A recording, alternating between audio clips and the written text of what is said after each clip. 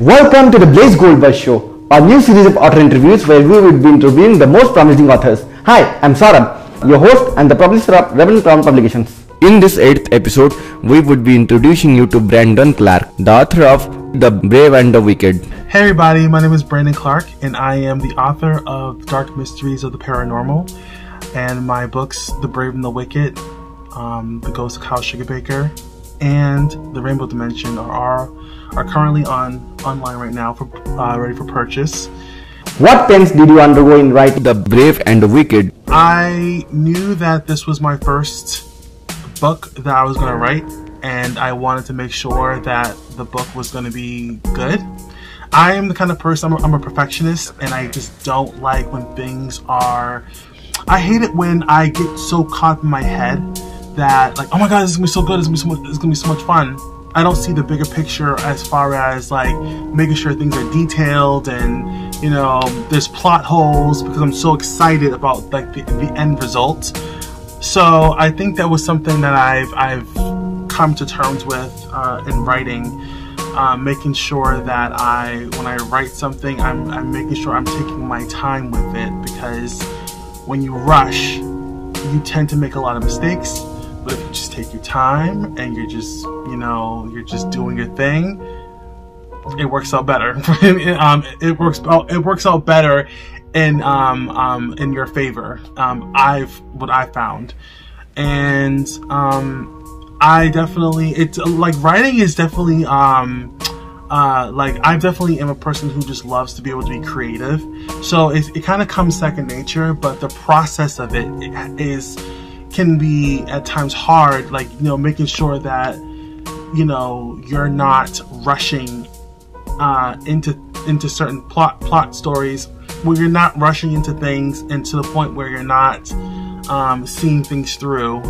So that's something that I know that I've learned over the years as I you know, continue to write, which I love writing. Writing is a lot of fun. I love being able to come up with characters and my own little world, and this world is like, I feel like the characters that I created so far, they're like real life people. Even though I know they're not, but they're like real life in my head. But yeah, still good. How was your journey to becoming a published author? What struggles did you undergo? Well, becoming a self-published author is not easy. All of the responsibility of the marketing and just like the getting people to know about your books is solely on you financially. And I think that when you don't have, it's like you have to have a budget. And a lot of times, like authors, well, in my case, I don't really have a budget. You know, I am a single man who has bills to pay, like real life bills to pay every day. And, you know, sometimes, like, you know, when you have to pay for certain things, you just don't have the cash, the capital to do it, unfortunately. So since doing all of this, I've definitely put all of my books on Amazon and Amazon Kindle, and that's for free, which is awesome. But at the same time, it's like you kind of have to spend the money to get the marketing to boost your books so people will want to buy it, which can be expensive, very, very expensive. When you self-publish, it's all on you. And, you know, normally I know that a lot of times authors will go to like what's the word I'm looking for? An author will go to the traditional publishing. They would take care of all of that. But that's a very tedious and long process, because a lot of times, like, they say no, or they want to change your book and they want to change everything about it. And then it's like, well, why did you want my book if you want to change everything, you know? And a lot of times people, a lot of authors have, like, you know, creative integrity where they say, no, you're not changing my book, and I feel the same way.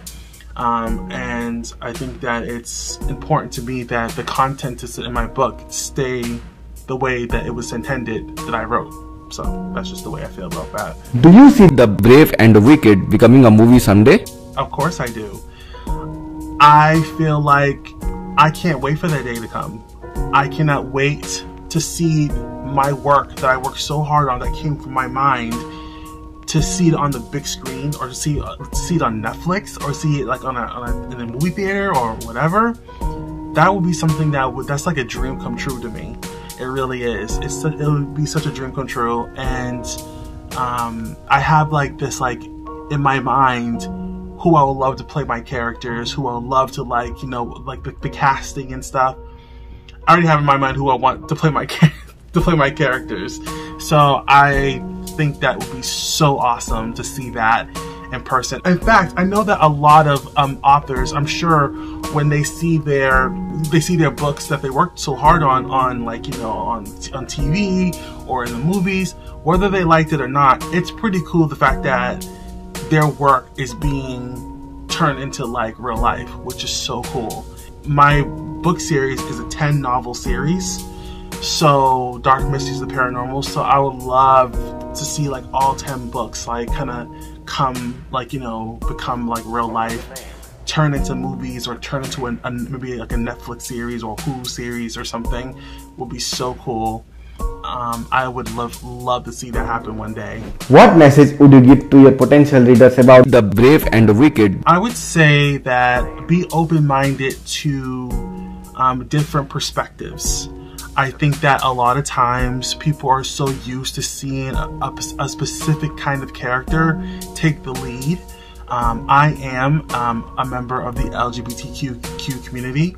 I made it my personal mission to make sure there's a lot of like LGBTQ visibility in my books.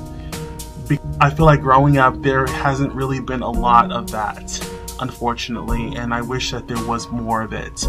So I am actually really excited about people seeing the characters that I come up with, and it's not that my characters is oh yeah, they're gay or they're trans or whatever. It's not about that, but there isn't a lot of representation, and I wish there was, because in the real world there is straight, there is gay, there is bi, there is, you know, there's all kinds of people from all walks of life, and I wish that there was more of that in books, in media, and movies, and so on and so forth. So just keep an open mind. That's all I'm gonna say.